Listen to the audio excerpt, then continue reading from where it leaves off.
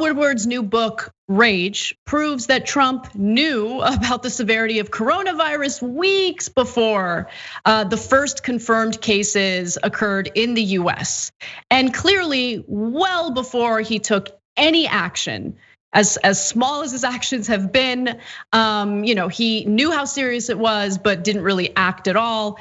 And we know this because Woodward not only writes about it in his upcoming book, Rage, but because he actually recorded his conversations with Donald Trump. Woodward claims that Trump gave him permission to do so, which is kind of insane considering what Trump was saying on the tapes.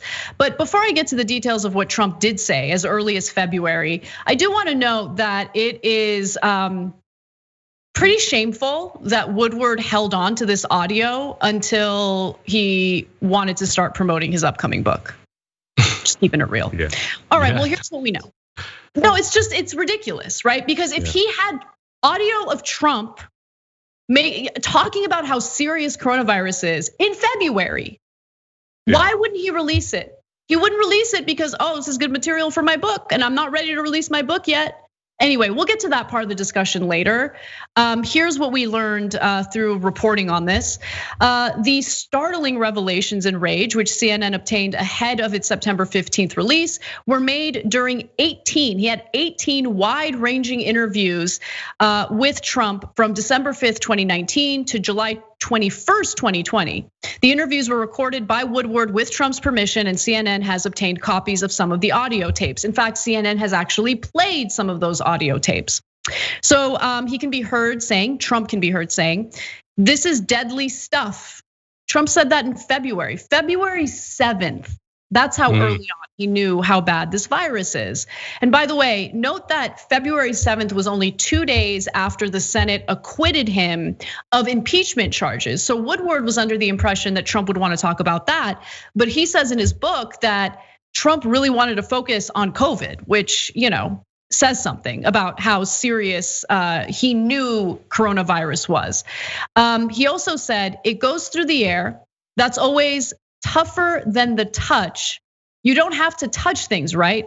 But the air, you just breathe the air and that's how it's passed." And so that's a very tricky one. That's a very delicate one. It's also more deadly than even your strenuous flus. Remember, Donald Trump publicly downplayed the coronavirus by arguing that it's just like the common flu. And we all know that that's not true. And no one can now argue that Trump was just ignorant of the facts. He knew what the truth was. He had been briefed about it in January. And he chose not to take it seriously when addressing the public. Nando, I have more, but I want to hear what you think. Well, I mean, it's important to remember the context that, like you said, this was February 7th. I mean, the lockdowns really didn't start till early March. I mean, in early February, even I was like, is this a real thing? Or is this like SARS or one of these other ones that we've had in the past? Or I remember the Ebola panic of 2014 and all that stuff, but they ended up kind of not really amounting to much here in the United States. And I was like, okay, this new coronavirus thing, like, is that like gonna be a big deal or not? I wasn't sure. Clearly the people who are supposed to know these things, like the intelligence agencies and things like that, knew very well and briefed the president. And he's freaked out. I mean, Trump is a germaphobe. They always talk about like how they can't get him to pay attention to like any meeting or anything like that. I'm sure as soon as they were like virus, he was like, wait, what? Because Trump is an absolute germaphobe.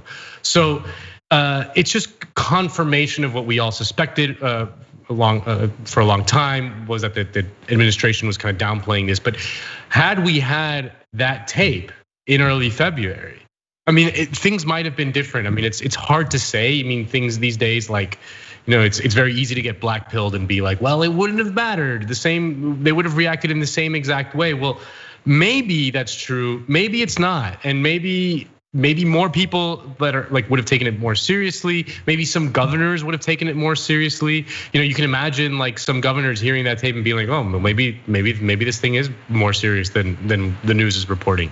So yeah, I think that obviously like there's on the one hand, like the massive Trump scandal, which in any sort of sane society would cause the dismantling of a presidency, like that he should resign in shame because 200,000 people have died as a result of the mismanagement of the coronavirus and the constant downplaying of it. But there's also, like you mentioned briefly, this idea that Woodward held this information for 6 months.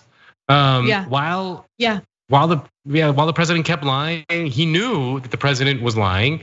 He knew that he could counteract this narrative about the administration's response to coronavirus by literally playing the tape. I mean, the fact that he had tape, it's so much different than like just having the president say it to you in a meeting and then you writing it in your book, even if it was on the record. Like someone can always be like, well, but did he really say that? Like, you know what I mean? Like, having the tape, like, it's crazy to me.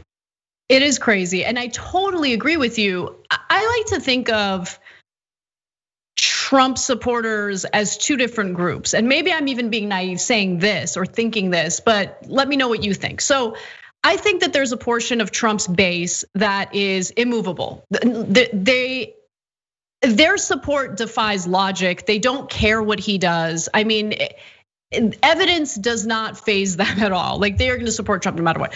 But then there are people who lean to the right, might still be considering voting for him, but they're still receptive to evidence. And hearing Trump on tape say these things, acknowledging how serious coronavirus is, would at least, in the very least, convince them that they need to take it seriously, right?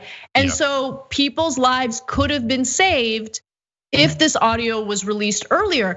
Dude, so this interview happened February 7th, right? Late February, I went on a family cruise. I was on a family cruise. Like I'm so lucky that I didn't get sick. If I had gotten sick, I see my mom every weekend. My mom certainly would have gotten COVID. I would have been an asymptomatic spreader, and she probably would have died because she has all sorts of health concerns. And that's terrifying. I remember before going on that trip, asking a pharmacist, hey, can you just be honest with me? What's up with this whole coronavirus thing? Is it serious? And he said no. People even in like the healthcare industry, medical professionals, all the while, February 7th, this audio exists of Trump talking about how serious it is. Let me give you some more revelations. Trump revealed that he had a surprising level of detail about the threat of the virus earlier than previously known. Pretty amazing, Trump told Woodward, adding that the coronavirus was maybe 5 times more deadly than the flu. So he knew, he got it. In March, he admitted he kept that knowledge hidden from the public. I wanted to always play it down, Trump told Woodward on March 19th, even as he had declared a national emergency over the virus days earlier. I still like playing it down because I don't want to create a panic. At an April 3rd coronavirus task briefing, Trump was still downplaying the virus and stating that it would go away. Quote, I said it's going away and it is going away, he said. Yet 2 days earlier on April 5th, Trump again told Woodward, it's a horrible thing, it's unbelievable. And on April 13th, he said, it's so easily transmissible, you wouldn't even believe it. No, we believe it. We believe it. It just would have been nice if you acknowledged it publicly. Well, yeah, obviously, but I still like just hearing the more revelations that come out, like just over in these various conversations with Woodward. Like this is like one of the biggest scandals in modern American journalism to me.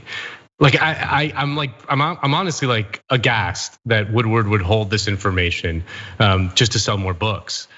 It really is just really grotesque. I mean, because it's just shocking to hear the president just unfiltered in that way, telling the truth, right? I mean, it's just to have the evidence of it is just and I think that there are no winners in this story. Trump is obviously terrible, but Woodward holding on to this audio in an effort to save it to promote his book is. It's deplorable. It really is. Thanks for watching The Young Turks. Really appreciate it. Another way to show support is through YouTube memberships. You'll get to interact with us more. There's live chat emojis, badges.